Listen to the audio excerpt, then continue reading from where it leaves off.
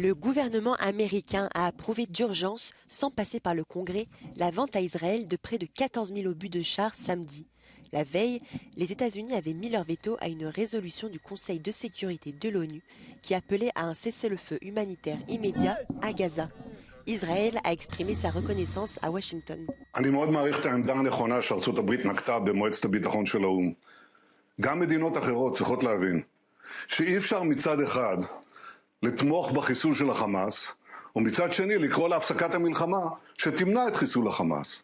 ולכן ישראל תמשיך במלחמה הצודקת שלנו לחיסול החמאס ולהשגת שאר מטרות המלחמה שהצבנו. Khan Younes est devenu le nouvel épicentre de la guerre. Selon les médias israéliens, c'est là que se cache le chef du Hamas à Gaza, Yahya Sinwar, qui aurait fui la ville de Gaza dans un camion humanitaire. Le bilan des victimes dépasse 17 700 morts selon le Hamas. Le président de la COP28, Sultan Al-Jaber, a regretté samedi des progrès insatisfaisants lors d'une session plénière. Même le texte de la déclaration finale est encore loin d'être accepté. L'élimination progressive des combustibles fossiles est l'un des principaux obstacles. L'OPEP a exhorté ses États membres à bloquer tout article ciblant les énergies fossiles. It's very slow, specifically in areas like adaptation, no text yet. That's frustrating, to be honest with you. But, we're not here to give up yet.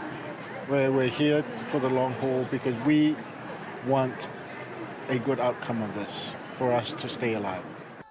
Des défenseurs du climat ont manifesté à travers le monde pour exprimer leur frustration. À Venise, le groupe Extinction Rebellion a coloré l'eau du Grand Canal pour dénoncer, selon lui, l'échec de la COP28. Lancement de l'élection présidentielle égyptienne ce dimanche. Quelques 67 millions d'Égyptiens sont appelés aux urnes pendant 3 jours. Le président sortant Abdel Fattah al-Sisi semble assuré de remporter un 3e mandat consécutif, faute de réelle opposition. Le pays est pourtant confronté à la plus grave crise économique de son histoire, 2 tiers de la population vivant dessous ou juste au-dessus du seuil de pauvreté. Mais Abdel Fattah al-Sisi est considéré comme l'artisan du retour au calme en Égypte après le chaos qui a suivi la révolution de 2011.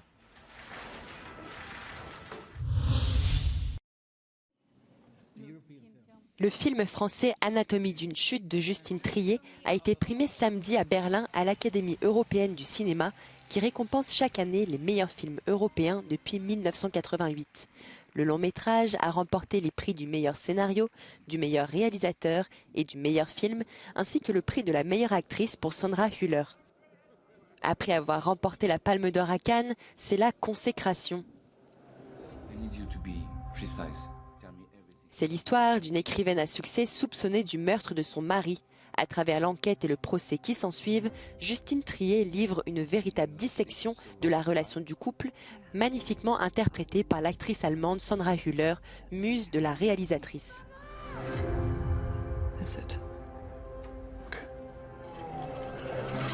Un film, évidemment, c'est un scénario, c'est des plans, des caméras, mais c'est surtout 80% des acteurs. Et Sandra, c'est vrai que ça a été une surprise chaque jour de moi, mais aussi de toute l'équipe, en fait, constamment de constater à quel point elle était dans la générosité, vraiment dans une implication que j'ai rarement vue, en fait, sur un film.